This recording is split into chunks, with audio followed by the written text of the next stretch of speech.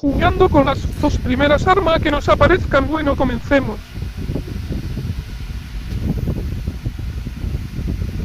Aquí estamos cayendo.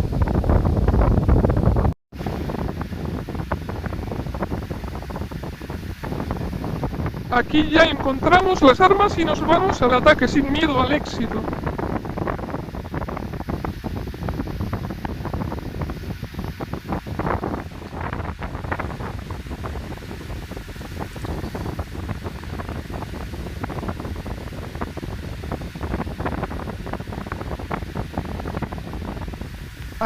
Nos atacan, pero resolvemos insanamente. Le tiramos la arañita peligrosa y pegamos todo rojo porque somos insanos.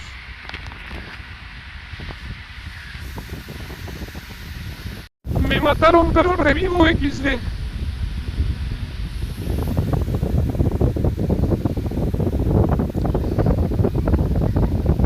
¿Qué es eso? Bueno, no me importa porque soy insano XD.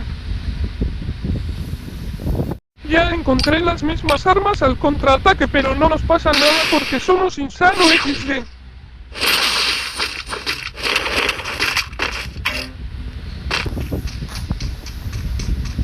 Vamos a buscar gente. Como somos profesionales manejando, no chocamos. Chocamos, pero porque estaba todo planeado, aquí no pasó nada XD. Encontramos un enemigo y me estaban cazando, qué suerte. Le pegamos todo rojo para que respete a los botcitos.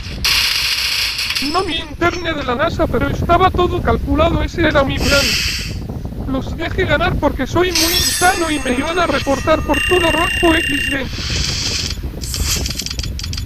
Conclusión, soy re insano y les mostré solo mi 1%, nunca más juego con las primeras armas XD.